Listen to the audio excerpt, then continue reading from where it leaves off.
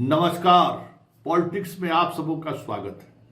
और आज हम पॉलिटिक्स में उस पॉलिटिक्स की बात कर रहे हैं जिस पॉलिटिक्स ने बिहार की पूरी नैरेटिव को ही बदल दिया है। कल तक इस बात की चर्चा हो रही थी कि बिहार की सरकार महिलाओं के हाथों में, बिहार की सरकार उसकी बनेगी जिसके साथ महिला खड़ी रहेगी, बिहार की सरकार उसकी बनेगी जो महिलाओं को साध लिया है। चर्चा हो रही थी ना। लेकिन इलेक्शन कमीशन ने जो फाइनल डाटा जारी किया है इस बार, वो हमें लगता है कि इस नैरेटिव को पूरी तौर पर बदल दिया है। ओवरऑल डाटा अगर देखिए तो 65.8%, 65.8% वोटिंग हुआ है बिहार में। फाइनल डाटा जो सामने आया, और उस डाटा की अगर हम बात करें, फाइनल डाटा की बात करें, तो उसमें महिलाओं का जितना वोटिंग गिरा है, वोट परसेंटेज महिलाओं में, जरा इस बात को समझिए। इलेक्शन कमीशन ने इस बार उस पूरे नैरेटिव की हवा निकाल दी है कि जितने, अगर मान लीजिए 1000 पुरुष है और 900 महिलाएं हैं, बिहार में आंकड़ा मोटा मोटी यही है, तो ये जो 900 महिलाओं का जो वोट है ना, 900 वोट, उस 900 वोट में महिलाओं की संख्या और पुरुष, जैसे 1000 में महिलाओं पुरुष का हो गया, 1000 में समझ लीजिए कि जो वोटिंग हुआ, तो पुरुष का वोटिंग निकाला गया 1000 की तुलना में, महिलाओं का वोटिंग निकाला गया 900 की तुलना में। और अगर उस तुलना की बात करें तो 8% ज्यादा महिलाएं वोट की हैं। लेकिन ओवरऑल अगर बात करें कि किसने ज्यादा वोट किया है, तो बिहार के 80% कंस्टिट्यूंसी में महिलाओं से अधिक पुरुष वोट किया है।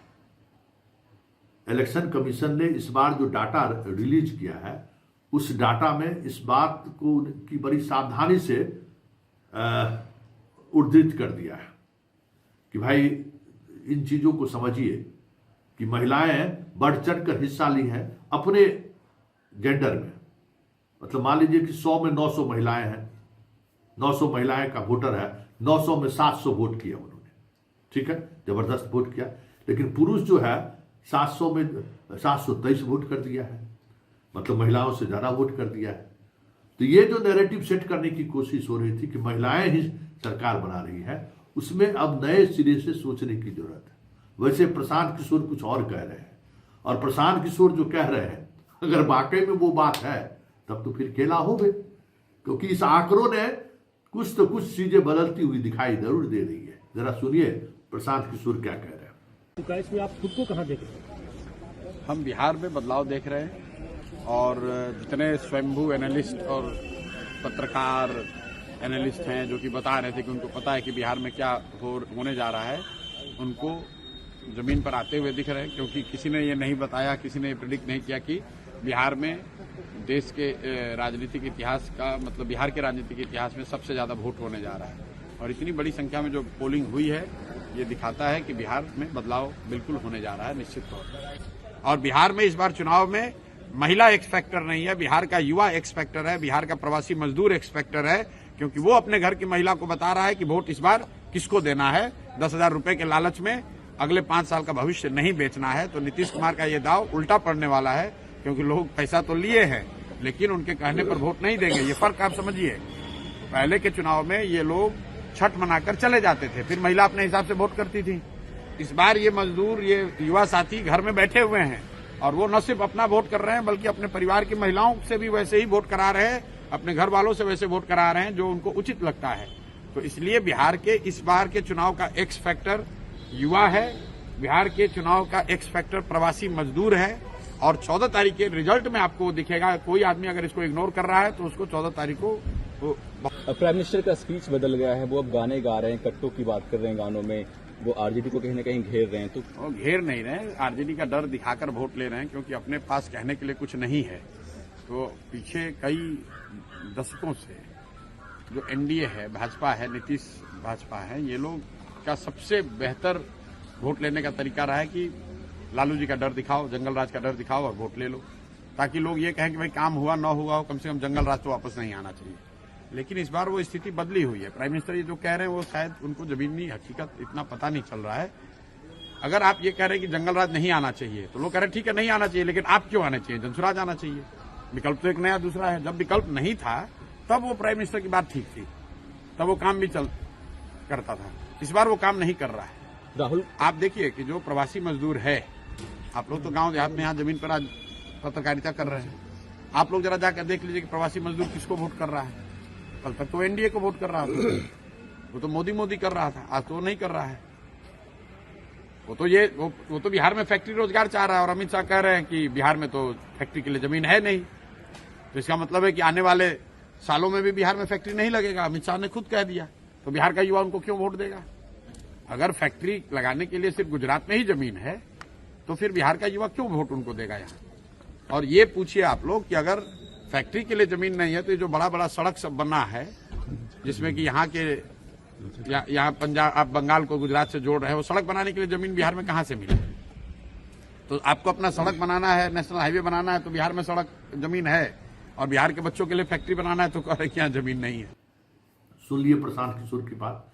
अब आइए पूरे विश्लेषण पर। देखिए, बिहार का समाज ये इस तरीके से समझने की जरूरत है। वोटिंग परसेंटेज मायने नहीं रखता है कि महिलाओं ने ज्यादा वोट किया। वही महिला वोट की है। पुरुष मान लीजिए, ठीक है, कहने के लिए पुरुष यहाँ बहुत सारे पुरुष बाहर हैं, लेकिन जो आंकड़ा है इलेक्शन कमीशन का, वो आंकड़ा ये इस बात को का मोहर नहीं लगाता है कि बहुत सारे पुरुष बाहर हैं।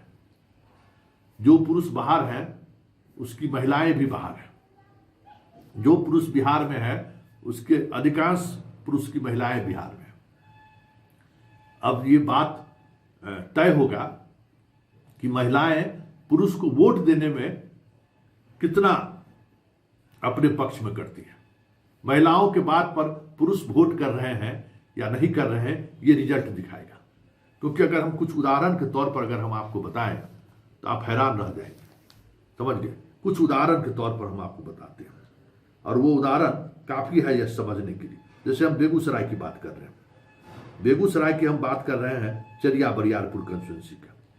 वहां जो है आपको 97,843 महिला वोट की है और 92,821 पुरुष वोट किया है। मतलब लगभग 3,000 वोट पुरुष कम किया है यहाँ।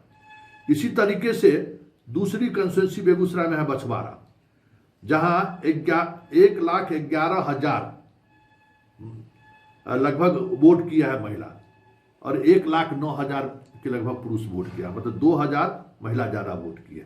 इसी तरीके से तेघड़ा की अगर हम बात करें तो यहाँ 1,03,000 वोट महिला की है, 1,07,000 वोट पुरुष किया है। इसी तरीके से आप मटिहानी में देखिए, मटिहानी में महिला वोट की है 1,18,000 और पुरुष वोट किया है 1,27,000। इसी तरीके से आप अगर हम दूसरे जिला की बात करें तो आप बहुत कुछ समझ में आ जाएगा कि इस बार क्या हुआ। हम बात समस्तीपुर की कर देते हैं। समस्तीपुर में कल्याणपुर है, कल्याणपुर विधानसभा क्षेत्र है। इसमें जो है आप अगर बात करिए तो 1,19,000 पुरुष वोट किए हैं, 1,20,000 महिला वोट किया है। लेकिन अगर वोटिंग परसेंटेज की बात करिए तो 69.34% पुरुष पोलिंग किया है और 78.54% महिला वोटिंग किया। वो जो वोटिंग परसेंटेज जो 12-14% का फर्क दिख रहा है वो आबादी के हिसाब से है, जिस चीज को ये समझने की जरूरत है। ये इस बार इलेक्शन कमीशन ने उस चीजों को खोल कर रख दिया। वारिसनगर कंस्टिट्यूंसी देखिए, अब वारिसनगर में जो है आपको अगर गौर करिए तो 1,15,000 से ज्यादा महिलाएं वोट की है, पुरुष वोट किया है, 1,18,000 महिला वोट की है। और देखिए इसमें महिलाएं कम की है। इसी तरीके से अगर समस्तीपुर टाउन की अगर हम बात करें 1,03,000 पुरुष वोट किया है, 95,000 ही महिलाएं वोट की हैं। और हम यहाँ देखिए हसनपुर की बात कीजिए तो हसनपुर विधानसभा में 95,000 ही पुरुष वोट किया है, 1,08,000 महिलाएं वोट की हैं। तो ये जो डाटा है ना, अगर इस पूरे डाटा पर अगर आप चर्चा कीजिए, हम आरा की भी बात कर लेते हैं, आरा के डाटा की भी हम बात कर लेते हैं। तो आरा में अगर आप देखिएगा तो यहाँ महिलाएं कम निकली हैं। आरा चौंकाने वाला डाटा आरा का है कि आरा में जो है महिलाएं पुरुष की तुलना में बहुत कम निकली है। तो ये सारा डाटा जो है अपने आप में जो दिखाता है कि जो इलेक्शन कमीशन का जो डाटा है और जो बातें सामने आ रही है कि पुरुष इस बार बढ़ चढ़कर हिस्से ला लिया है, लेकिन पुरुष कहते हैं ना कि पुरुष के अनुसार महिलाएं चलती हैं। समाज में यही चीजें हैं। अगर यही बात है तो फिर देखना होगा कि इस बार का चुनाव का परिणाम क्या होता है। लेकिन इतना तो तय है, जो साफ दिख रहा है कि ये जो नैरेटिव बनाने की कोशिश हो रही थी ना कि महिला वोटर जो है सरकार तय कर बनाती है, अगर संख्या की बात करें तो ऐसी बात नहीं है। संख्या बिहार में महिलाओं से ज्यादा पुरुष वोट किया है, लेकिन जो पुरुष वोट किए हैं उसका वोटिंग ट्रेंड और महिलाओं का वोटिंग ट्रेंड अगर अलग है, जिसकी चर्चा होती रहती है अक्सर, जिसकी उम्मीद हम लोग बिहार के समाज में कम करते हैं, लेकिन अगर ये चीजें हुई तो फिर रिजल्ट कुछ भी हो सकता है, जो पहले से होता आ रहा है। लेकिन जो नैरेटिव सेट किया गया लोगों के दिमाग में, उस नैरेटिव को इस बार इलेक्शन कमीशन ने हवा निकाल दी है कि जो भी कि महिलाएं की वजह से सरकार बन रही है, इसमें कोई दो मत नहीं है। महिलाओं के साथ पुरुष खड़े रहते हैं, जो गरीब महिलाएं हैं उसके साथ पुरुष खड़े रहते हैं, अपने तर्क से महिलाएं मनवा लेती हैं। लेकिन संख्या की बात करिए, इस बार सरकार पुरुषों के वोटर से बनेगा बिहार में, संख्या की बात करिए। और दिमागी तौर पर अगर बात करिए तो ये बात महिलाओं के हाथ है। महिलाएं अगर कन्विंस करने में कामयाब हो गई तो फिर खेला होवे। वैसे एक बात जो तय दिख रहा है कि प्रशांत किशोर आंकड़ा के विशेषज्ञ हैं, लेकिन इस बार उनकी विश्वसनीय जो आंकड़ों का जो खेल करते हैं ना, बिहार में औंधे मुंह गिर जाए तो कोई बड़ी बात नहीं होगी।